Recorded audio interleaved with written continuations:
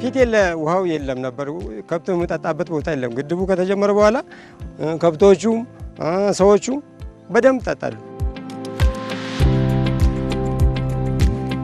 ይህ በውሃ ባለሙያ ብርሃኑ ፈይሳ ውጤታማነቱ የተመሰከረለት ግድብ የምዕራብ ኦሮሚያ ከፍታማ ቦታዎች የሚነሱ ምንጮችን በማሰባሰብ የተገኘ ለመጠጥ የሚውል ውሃን የያዘ ነው። ይሄ ግድብ የጀመረው በ2004 ነው። በ2004 ነው የጀመረው። ለመጠጥ ነው የሚያገለግለው። ለዚህ ህዝብ ለነቀምት ህዝብ ለአካባቢው ለዚህ አካባቢ ህብረተሰብ ውሃ ገብቶላቸው ያገለግላል። ለመጠጥ ውሃ ነው የሚያገለግለው። ግድቡ ፕሮጀክት በመጀመሪያ የተሰራው በኦሮሚያ ውሃና ኤነርጂ ቢሮ ነው። ኮሚሽኒንግ ተሰርቶ ለህዝቡ አገልግሎት መስጠት የጀመረው በ2004 ነው። አገልግሎት ይሰጣል ተብሎ ዲዛይን የተደረገበት ለ10 አመት ነው።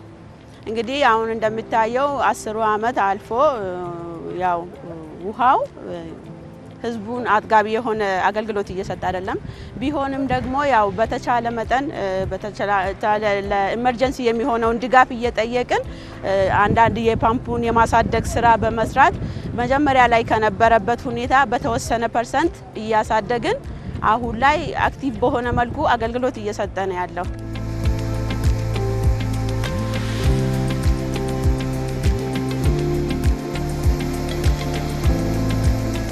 ታዲያ ይህ ከደማቋ ነቀምት ከተማ በቅርብ ርቀት ላይ ከሚገኘው ዲጋ ወረዳ የተገነባውና ለ10 ዓመታት አገልግሎት እንዲሰጥ ዲዛይን የተደረገው ግድብ ከጊዜ ከአቅምና ከካሳ ክፍያ ጋር በተያያዘ ችግሮች የሚነሱበት ሲሆን ይህም ፕሮጀክቱ በተፈለገው ልክ ለከተማዋ ውሃ እንዳያቀርብ ገፊ ምክንያት ሆኗል ተብሏል። ከተማችን ያው ውሃው አገልግሎት እየሰጠ ነው ማለትም ህብረተሰቡ እያገኘ ነው ተብሎ የሚታሰበው ወደ 40 ሊትር ፐር ሰከንድ ነው። በስታንዳርዱ ደግሞ ያው እንደ ከተማችን ፖፑሌሽን እና እንደ እድገቷ መጠን የሚፈቀደው ከ80 እስከ 100 ሊትር ፐር ሰከንድ ነውና ኦልሞስት ግማሽ ደረጃ ላይ ራሱ እየደረሰ አይደለም። በማብቃቃት ሺፍት በማድረግ ነው እየተሰጠ ያለውና ተጨማሪ ምርት ይፈልጋል።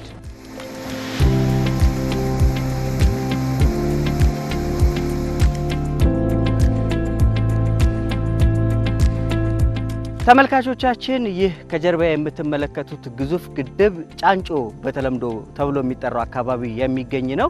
ወንዙ ደግሞ መቃ ተብሎ ይጠራል ማለት ነው። ይሄ መቃ ወንዝ እንግዲህ ባለፉት በርከት ያለው አመታት ለነቀምትና አካባቢው የሚሆነውን የውሃ ፍላጎት ሲያቀርብ የነበረ ትልቅ ግድብ ነው። ይሄ ግድብ እንግዲህ በውሃና ኤነርጂ ሚኒስቴር አመራሮች አሁን ላይ በስፋት ጉብኝት ከተደረገባቸው ቦታዎች መካከል አንዱና ዋነኛው ነው።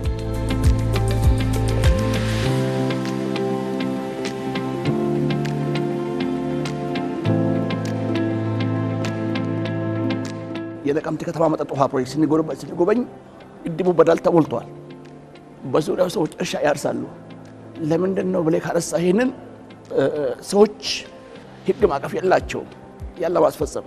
ስለዚህ የውሃ አካላት ዳርቻ የሚባለው የበፈር ዞን ፕሮቴክሽን ስራ በአዋጅ ጸድቆ መጥቷል። እሱም በደንብ አድርገን አሁን ማስደገፍ ስራዎች ይቀሩናል። እሱም እንደሚጨምር ተናገርንበት አንዱ ስራችን ይሆናል ማለት ነው። መንግስት ይሄኛውን ካየ ከዚህ የበለጠ ድጋፍ ቢደረግ ውሃው ጨምራል። ለህዝቡም በጣም ውጤት አለው። ለህዝቡም ነው እንደምን አንድ ሚኒስቴር እኮ ማለት ህዝቡን የህዝቡ አይን ማለት አይደል? ስለዚህ ህዝቡ ይደሰታል። ከጉብኝቱ በኋላ ያለው ስታተሱ የፕሮጀክቱ ስታተስ የታየበት ሁኔታ ነው። የከተማው ስፋት፣ የከተማው ልማት ሁሉ ነገር የታየበት ሁኔታ ስለሆነ ያው ይህንን ችግር ለመፍታት ጥሩ እድል ይፈጥርልናል የሚል ሀሳብ ነው ያለኝ።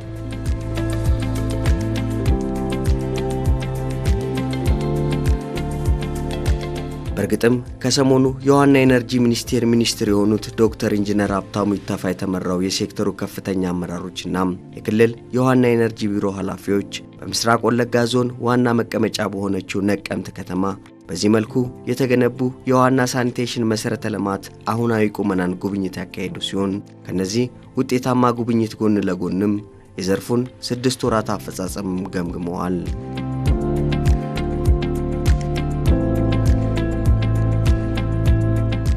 ታዲያ በዚህ ደማቅ በነበረው መድረክ ሴክተሩ በግማሽ ዓመቱ በ3ቱም ዘርፎች ማለትም በውሃና ሳኒቴሽን፣ በውሃ ሀብት አስተዳደርና ኢነርጂ ዘርፎች ከእቅድ አንጻር አመርቂ ስራዎች ያከናወነበት ስለመሆኑም ሰምተናል። እነኚህ የውሃና ኢነርጂ ሚኒስቴር የሚሰራቸው በ3 ዋና ዋና ዘርፎች ላይ ተመርኩዘው በውሃ ሀብት አስተዳደር ዘርፍ፣ በመጠጥ ውሃና ሳኒቴሽንና በኢነርጂ ዘርፍ ላይ በርካታ ውጤቶች ማስመዝገብ ችሏል። ለአብነትም በመጠጥ ውሃ ዙሪያ ስናይ ምናልባት ባለፉት 6 ወር ወደ 800 ሺህ በላይ ዜጎች አዲስ የመጠጥ ውሃ ያገኛሉ ብለን አቅደን ነበር። እንደ አጋጣሚ ሆኖ ክልሎችም የፌዴራል መንግስቱን ባረገው ርብርብ ከ1.5 ሚሊዮን በላይ ዜጎች አዲስ የመጠጥ ውሃ እንዲያገኙ ተደርጓል። በውሃ ሀብት አስተዳደሩም ዙሪያ በርካታ ስራዎች ተሰርተዋል። ከዚህም አንዱ የዚህ የጎርፍ መከላከል ስራዎችን በተለይ በአዋሽ ዙሪያ በርካታ ኪሎ ሜትሮችን የሰው ነፍስንም ንብረትንም ከማዳን አንጻር የተሰሩ ስራዎች አሉ። በዳሰነች ዙሪያም እንደዚሁም በሌሎችም አካባቢ እየተሰሩ ያሉ ነገሮች አሉ። ውሃ ሀብታችንን ማስተዳደር ያስፈልጋል ስንል በህግ ማዕቀፍ መደገፍ መቻል አለበት። ለምሳሌ ባለፈው ዓመት የተፋሰሶች ምክር ቤት አዋጅ ጸድቆ ሲወጣ በደንብ እሱ ደግሞ መታገዝ አለበት ማለት ነው። ስለዚህ ይሄ ደንብ በፌዴራል ደረጃ ከተናገርን በኋላ ክልሎችን ባሳተፈ መልኩ ግብዓት እየሰበሰብን እንገኛለን። ከዚህ ጋር ተያይዞ ሀብቶቻችንም በእድሜም በጥራትም በብዛትም እንዲኖሩ ለማድረግ እነዚህ ማዕቀፎች አስፈላጊነት አላቸው። በፈር ዞን የሚባለው የውሃ አካላት ዳርቻ የምንጠብቅበትን ስርዓት በደንብ ማሳየት ያስፈልጋል። የሀገራችን ውሃ በብክለት ከጥራት ጋር ተያይዞ እንደዚሁም በብክነትም አለ። እሱን ከመጠበቅ አንጻር የውሃ አካል ዳርቻ ርቀትን የሚወስን ደንብም ተዘጋጅቷል። ሌሎች በርካታ ስራዎች በዚህ ዘርፍ ላይ ተሰርቷል። እንደዚሁም ደግሞ በኢነርጂ ዘርፍም ስናይ ባለፉት 6 ወራት አጠቃላይ ወደ 250 ሺህ በላይ ዜጎች ከግሪድ የቆጣሪ ወይም ኮኔክት እንዲያደርጉ በደንበኛ ደረጃ ታስቧል። ይሄ ትልቅ ምርታ ነው ለሚኒስቴር መስሪያ ቤቱ ማለት ነው። በእነኚህና በሌሎች በተጠሪ ተቋም የተሰሩ በርካታ ስራዎች አሉ። ከሜትሮሎጂም አንጻር፣ ከውሃ ቴክኖሎጂም አንጻር እንደዚሁም ከታላቁ ህዳሴ ግድብ ሀብት ከማሰባሰብም የተሰሩ ትልልቅ ስራዎች አሉ ማለት ነው። ለህዳሴ ግድብ ሀብት ማሰባሰብ ነበር ትልቁ ስራችን።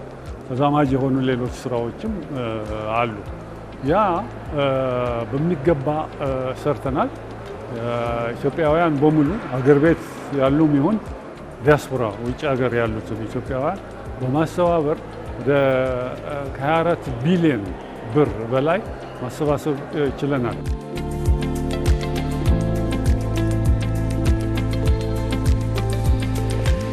እጅግ ስኬታማ ስራዎች የሰራንባቸው በመጠጥ ውሃም በውሃ ሀብት አስተዳደርም በኢነርጂ ስኬቶችን በደንብ አስመዝግበናል። ትልቁ ነገር ከማንኛውም ጊዜ ግን የተለየ የሚያደርገው የዘንድሮውን ስራችን ስኬቱ ብቻ ሳይሆን እንዴት ሰራን የሚል ነው። ውስጥ የነበረውን ፕሮሴስ ላይ ሁሉም ክልል አንዱ ለአንዱ ልምድ እንዲቀያየር፣ አንዱ ከአንዱ ጋር እንዲማማር ማድረግ ላይ ትልቅ ስራዎች በደንብ ታይተዋል። አንዳንዱ ክልል ኦልሬዲ ውጤት ብቻ ሳይሆን የውጤት ኢምፓክትን ማሳየት ችለዋል። ለምሳሌ ማዕከላዊ ኢትዮጵያ የባዮጋዝ ቴክኖሎጂ የማገዶ ቆጣቢ ምድጃዎች በጣም ትንሽ የሚመስሉ ኢነርጂ አማራጮችን ምን ያህል ደን እንዳይጨፈጨፍ እንዳደረገ ኢምፓክት መለካት ማለት ነው። እስከዛ ድረስ ደርሰናል። ትልቅ ስራዎች መስራት ችለናል። ኦሮሚያ ላይ ህዝቡን ሞቢላይዝ በማድረግ በጣም ብዙ ተጠቃሚ ሊያደርግ የቻለው የውሃ ፕሮጀክቶች መስራት ተችሏል። ባለፈው 6 ወራት ብቻ በመንግስት በጀት በመንግስት በክልሉ በካፒታል በጀትና ከፌዴራሉ የሚመጣ የተለያዩ ድጋፎች አሉ። ፕሮግራሞች በሲደብሊውኤ በባስኬት ፈንድና በተለያዩ ፕሮግራሞች ወደ 670 ፕሮጀክቶች ማጠናቀቅ ተችሏል። በዚህ ያለቁ ፕሮጀክቶች ደግሞ ወደ 375 ሺህ ህብረተሰብ ክፍል በላይ የንጹህ መጠጥ ውሃ ማድረግ እንደ ኦሮሚያ ተችሏል ማለት ነው። እንዲሁም በሳኒቴሽን ዘርፍም በ7 ከተሞች ትላልቅ የፌካል ስሌት ትሪትመንት ፕሮጀክቶቹ እየተተገበረ ይገኛል። በተለይ አሁን የምንገኝበት አንዱ ከተማ ነው ይሄ የፌካል ስሌት ትሪትመንት እየተሰራበት ያለው ከተማ ነቀምቴ ላይ፣ ጅማ ላይ እንዲሁም አሰላ፣ ሻሸመኔ፣ ቢሾፍቱ፣ ፊቼና ቡራዩ ላይ የከተማን ንጽህናን ለመጠበቅ ፈሳሽ ቆሻሻ ማስወገጃ ቦታ በጣም ትልቅ ፕላንት እየተሰራ ይገኛሉ። በዋነኛነት አሁን ሆሳዕና ከተማ እየተሰራ ያለው የኮሪደር ልማት ሀገራዊ የለውጥ ትልቁ ፓኬጅ አካል ነው።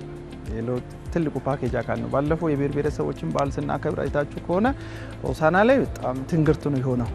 በአጭር ጊዜ ውስጥ ተጀምሮ ወደ ማጠናቀቅ የተደረሱ ፕሮጀክቶች አሉ። ያንን ፕሮጀክት ከተማይቱን ንጹህ ማድረግ፣ የከተማይቱን ቆሻሻ የማስወገድ ፕሮግራሞች እንደ ፕሮግራም ተይዞ እየተሰሩ ያሉበት ከሚኒስቴር መስሪያ ቤትም ጋር በተቀናጀና በትብብር እየተሰራ ያለ ነገር አለ። ግን አሁናዊ ውጤቶችን በምናይበት ሰዓት ሁለቱንም የማስተሳሰር ስራ ፕላን ተደርጎ እየተሰራ ያለበት ሁኔታ ነው። ሁለቱንም አስተሳስሮ ማለት ነው። ወደ 23 ትልልቅ የሀገሪቱ ከተሞች ከጋራ መጠቀሚያ ሽንት ቤቶች ባለፈ የፍሳሽ ማስወገጃ ስርዓት ባለው መልኩ ለማስኬድ የተጀመሩ ትልልቅ ስራዎች አሉ። በተለይ የፌካል ትሪትመንት ማጣሪያ ግንባታዎች ወደ 14 ከተሞች ላይ ግንባታቸው አብዛኞቹ በአማካይ ከ70% በላይ የደረሰበት አለ።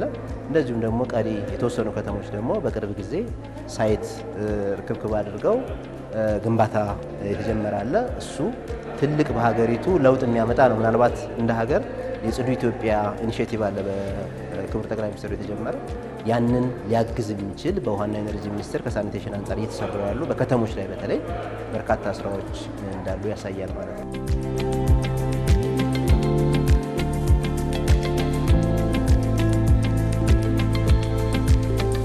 ከዚህ ባሻገር ሚኒስቴር መስሪያ ቤቱ በኢነርጂ ዘርፍ በተለይም በታዳሽ ኃይል ልማት በኩል ከዋናው የኤሌክትሪክ መስመር ውጭ የሆኑ ገጠራማ አካባቢዎችን በሶላር ሚኒግሪድ ተጠቃሚ ለማድረግ በግማሽ ዓመቱ አበረታች ተግባራት አከናውኗል ተብሏል። እንደሚታወቀው የሀገራችን ሕዝብ አሰፋፈር በተለይ በገጠሩ ስካተርድ የሆነና የተራራቀ ለመሰረተ ልማት የማይመች ነው። ነገር ግን ያም ቢሆን በአማራጭ ኤነርጂ በተለይ ከሶላር ጋር ተያይዞ በርካታ ስራዎች እየተሰሩ ነው። ከመብራት አገልግሎት ጋር በመተባበር ሚኒስቴር መስሪያ ቤቱም የራሱ የሆነ ፕሮግራም ቀርጾ እየሰራ ያለበት ሂደት አለ። ከዛ ጋር ተያይዞ በኦፍ ግሪድ ስራዎች በትምህርት ቤቶችም በጤና ጣቢያዎችም ላይ እንደዚሁም ደግሞ ሆም በተለይ የቤተሰብ ሶላር ሲስተሞችን ከማሰራጨት አንጻር በርካታ ስራዎች እየተሰሩ ነው። ባለፉት 6 ወራት ከ28000 በላይ የቤተሰብ ሶላር ሲስተሞችን በሚኒስትሩ አማካኝነት የተሰራጨበት አለ። ኦፍ ግሪድ የሆኑ አካባቢዎች ከዋና መስመር የራቁ አካባቢዎችን በተለያዩ አማራጮች ተደራሽ ለማድረግ በሶላር ስርጭት በሚኒ ግሪዶች በክልላችንም በተጨባጭ ተግባራዊ እንቅስቃሴ እየተደረገ ያለበት አግባብ ነው ያለው። ሌላው ሚኒስቴር መስሪያ ቤቱ ይህንን መሰል ውጤት እንደ ሴክተር ለማስመዝገቡ ከፌዴራልና ክልሎች ድርሻ ባሻገርም በዘርፉ ከተሰማሩ የተለያዩ አጋር አካላት ጋር ውጤታማ ፕሮጀክቶችን በጋራ መከወን መቻሉ ተጠቃሽ መሆኑ ተገልጿል። ሚኒስቴር መስሪያ ቤቱ ያው ከመንግስት በጀት ባለፈ በትልቁ የሚሰራቸው ከባለድርሻ አካል ወይም ደግሞ ከልማት አጋር ድርጅቶች ጋር እጅግ በጣም በርካታ በጀቶች በርካታ ስራዎች የተሰሩ በኢነርጂውም በውሃው ላብነት ብናነሳ በዋሽ ወይም አህዳይ ዋሽ በምንለው በፌስቱ እየተሰሩ ያሉ በርካታ ፕሮጀክቶች በሀገሪቱ ላይ ያሉ በክልሎች የሚተገበር አለ። በሚኒስትሩ እየተተገበሩ ያሉ ፕሮጀክቶች እነሱ ተጠናቀው አሁን ባለው ሂደት በዛ ፕሮጀክት ብቻ ከ2.6 ሚሊዮን በላይ ዜጎች የንጹህ መጠጥ ውሃ እንዲያገኙ ተደርጓል። በኢነርጂውም ስናይ በዓለም ባንክ ድጋፍ በርካታ በግሪድም በኦፍ ግሪድም አሁን ቅድም ያነሳሁት የሶላር ሲስተሞች የሚሰራጩት በእነኚህ የልማት አጋር ድርጅቶች በጋራ በመሆን ነው። አሁን እኛ ከዚህ በፊት ጂኔተር የነበረውን ውሃ ተቋም ወደ ሶላር መቀየር ላይ እንደ መንግስት እንኳን ባንችል አጋሮች ከኛ ጋር የሚሰሩ አጋር ድርጅቶች አሉ። ለምሳሌ እንደነ ዩኒሴፍ ብዙ ውሃ ተቋማትን ከሶላር ከጂኔተር ወደ ሶላር ቀይሮልናል። አሁን የመንግስት የትኩረት አቅጣጫ ደግሞ ያ ነው። አሁን ያለው የነዳጅ አቅርቦት በጣም ከፍተኛ ችግር ያለበት ስለሆነ ከዚህ ጋር ተያይዞ ያንን የነዳጅ አቅርቦት ወደ ሶላር ለመቀየር ብዙ ጥረቶች እያደረግን ያለንበት ሁኔታ ነው ያለው።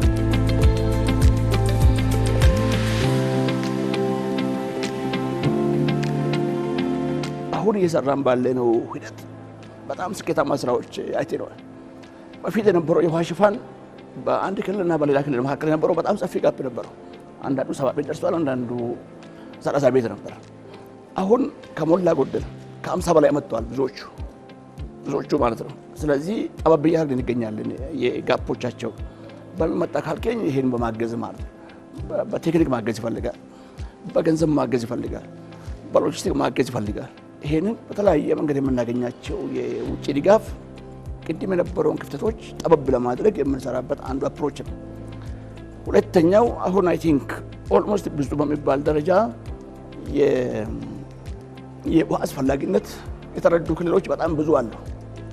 በጣም የሚያግዙ ፖለቲካሊ ሊድ መድረግ ስላለበት ሰፖርት የሚያደርጉ በጣም አሉ ማለት ነው። ይሄንን በዛ ልክም እያየን ይገኛለን።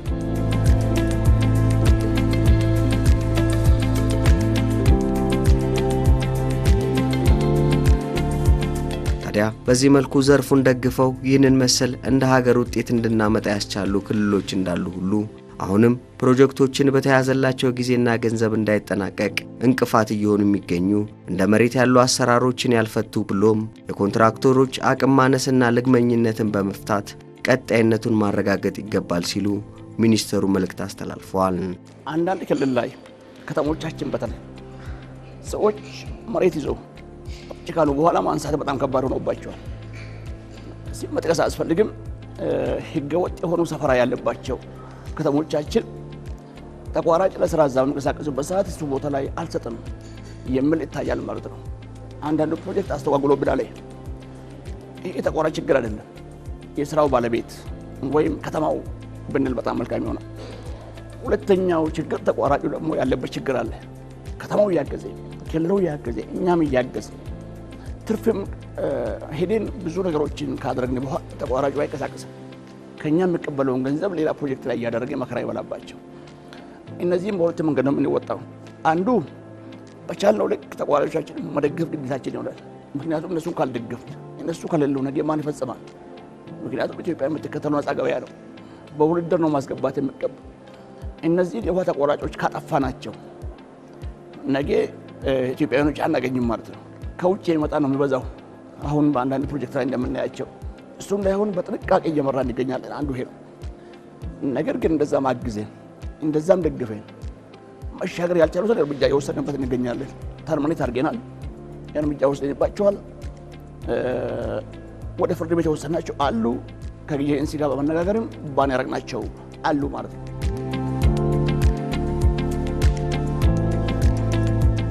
በመጨረሻም ይህ ለ3 ቀናት የተካሄደውን ደማቁን የሴክተር ጉባኤ የምዕራብ ኦሮሚያ ፈርጥ ነቀምቴ ከተማ በአስተማማኝ ሰላሟና ልማቷ እንግዶችን ተቀብላና አስገርማ በፍቅር የሸኘችበት ሆኖም አልፏል። ይሄ ፕሮግራም የ6 ወር ግምገማ በነቀምት ላይ በመካሄዱ ለከተማዋ ትልቅ አስተዋጽኦ ይኖረዋል የሚል እምነት አለኝ። ምክንያቱም ያው ከየክልሉ ከኢትዮጵያ ክልሎች የተወጣጣ አካላት ያካተተ ስለሆነ እዚህ ቦታ ላይ ተገኝተው ከተማዋን ሲያዩ ገጽታዋን ሲያዩ ስለ ነቀምት የሚወራውን በእውን ሲያዩትና ሌላ ቦታ ላይ ሆነው የሚሰሙትን ነገር ለማስታረቅ የሚረዳና የሰውን መረዳት የሚለውጥ ስለሆነ ትልቅ አስተዋጽኦ አለው የሚል እምነት አለኝ። ነቀምትና በተለይ ወለጋ አካባቢን አስመልክቶ ሌሎች አካባቢ ያለው ኢሜጅ አሁናዊ ኢሜጅ ትክክል አይደለም። አሁን አካባቢ የሰላም አካባቢ ነው። ከተማው ላይ ትልቅ ሰላም ነው ያለው። ከተማ ብቻም አይደለም የመንገድ መረጃንም ለመውሰድ ሞክረናል። ሲመጣም ሰላም ነው፣ አካባቢ ላይ ሰላም ነው። ስለዚህ ወለጋን በተመለከተ ነቀምትን በተመለከተ እጅግ በጣም ተወዳጅና ተነፋቂ ሰላም ወደ ቦታ የተመለሰበትና የአካባቢ ሰላም እጅግ በጣም የተረጋገጠ መሆኑን ተመልክቻለሁ። የውሃና ኤነርጂ ሚኒስትሪ በየአመቱ በሚያደርጋቸው ግምገማዎች ክልል ላይ እንዞራለን። አፋር ላይ አድርገናል፣ አማራ ክልል ጎንደርና ባህር ዳር አድርገናል፣ አዋሳ ላይ አድርገናል፣ በተለያዩ ኢትዮጵያ ከተሞቻችን አድርገናል። አሁን ደግሞ የምንገኘው በነቀምት ከተማ ነው። ሰዎች ወደ ምዕራቡ አካባቢ በተለይ ወደዚህ ወደ ምዕራብ ኦሮሚያ አካባቢ ግጭት ያለበት ነው፣ ጦርነት ያለበት ቦታ ነው የሚል ብዙውን ጊዜ አየር ይዘዋል። በመኪና ነው የመጣሁት፣ በመኪና ነው ተመልሼ የሄድኩት ትናንት ለስራ።